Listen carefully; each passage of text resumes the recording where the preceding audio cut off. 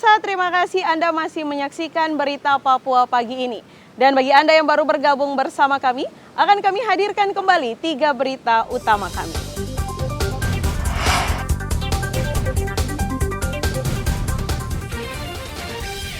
Rumah kontrakan bertingkat 2 terbakar di Timika.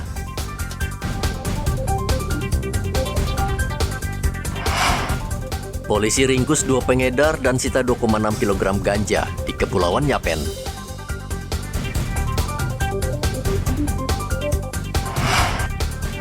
Usai diteror kelompok bersenjata, polisi pastikan Bandara Bilorai aman.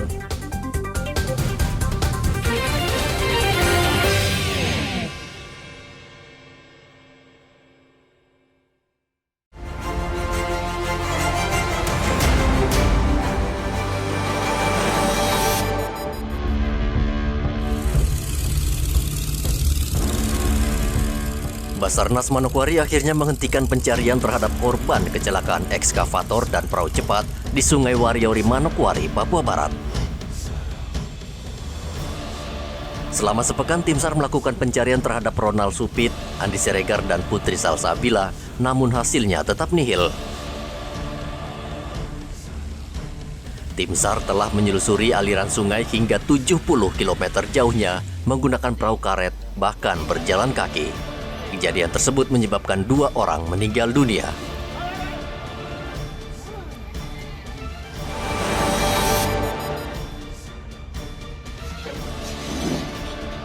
Peristiwa memilukan menimpa seorang siswi SMA di Manokwari, Papua Barat. Ia diperkosa 8 orang yang seluruhnya masih kerabat korban. Ironisnya, 4 orang pelaku ternyata masih di bawah umur. Polresta Manokwari telah menangkap 4 orang pelaku, sementara 4 orang lainnya masih buron. Keempat tersangka ditahan di rutan Polresta Manokwari. Mereka terancam pidana dan Undang-Undang Perlindungan Anak dengan ancaman hingga 15 tahun penjara.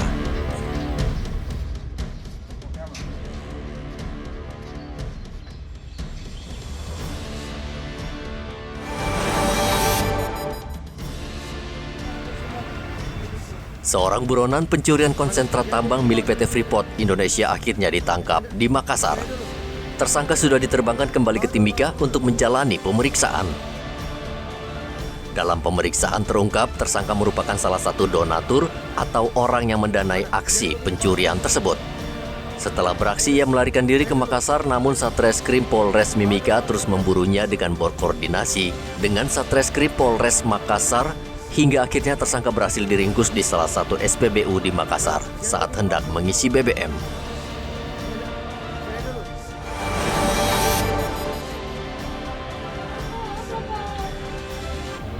Kebakaran melanda 2 rumah dan sekolah di Kelurahan Ardipura, Distrik Jayapura Selatan, Kota Jayapura. Warga berupaya memadamkan api, namun bangunan yang terbuat semi permanen membuat api semakin membesar dan dengan cepat merembet ke bangunan lain. Diduga api berasal dari sebuah rumah yang mengalami korsleting listrik.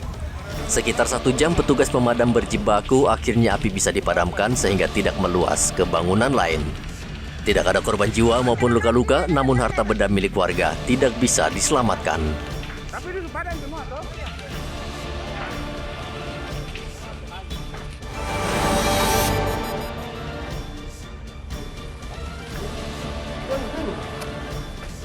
Satuan Reskrim Polres Jayapura meringkus 4 pelaku pengeroyokan terhadap supir truk bernama Hanas yang terjadi di Distrik Airu, Kabupaten Jayapura.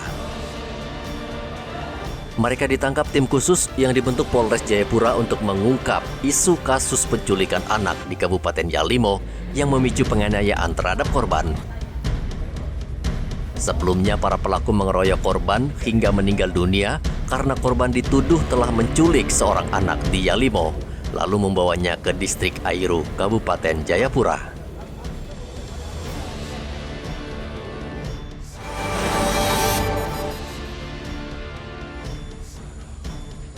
Kejaksaan Negeri Kaimana, Papua Barat telah melapor ke Polres Kaimana atas dugaan hilangnya barang bukti kayu hasil sitaan yang sedang dalam proses lelang.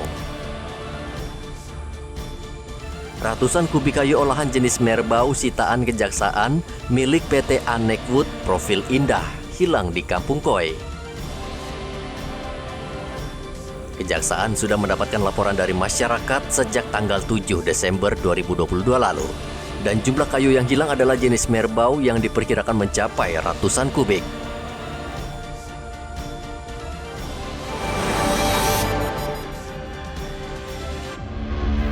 Pemkab Manokwari akan membangun pasar modern Sanggeng di jantung kota Manokwari menggantikan pasar tradisional Sanggeng.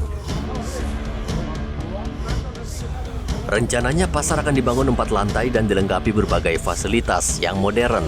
Pasar Sanggeng lama akhirnya dibongkar dan disaksikan langsung Gubernur Papua Barat Paulus Waterpauw dan Bupati Manokwari Hermus Indau. Gubernur meminta masyarakat dan pedagang menjaga dan merawat pasar Sanggeng yang baru dan bisa menjadi ikon kota Manokwari.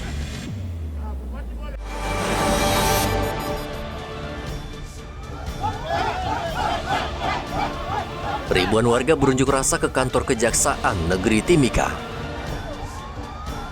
Mereka menuntut berkas perkara pelaksana tugas Bupati Mimika Johannes Retop ditarik dari Kejaksaan karena dianggap cacat hukum dan tidak sesuai prosedur hukum. Johannes Retop saat ini tengah disidik Kejaksaan karena diduga terlibat kasus korupsi pengadaan pesawat dan helikopter milik Pemkab Mimika. Saat ini berkas perkara Johannes sudah dilimpahkan ke Kejaksaan Negeri Jayapura dan menunggu jadwal sidang.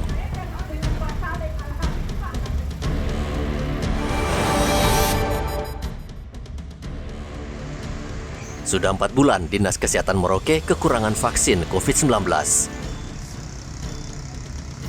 Hal ini disebabkan Provinsi Papua Selatan merupakan daerah otonomi baru sehingga perlu waktu untuk pengalihan pasokan vaksin. Padahal minat masyarakat untuk divaksin COVID-19 sangat tinggi. Kepala Dinas Kesehatan Merauke meminta masyarakat bersabar.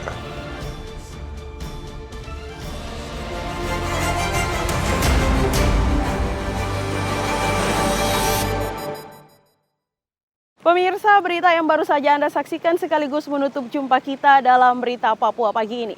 Bersama kru yang bertugas, saya Cynthia Delima ucapkan terima kasih dan kami pamit undur diri. Selamat pagi, semangat pagi, dan wanyambe.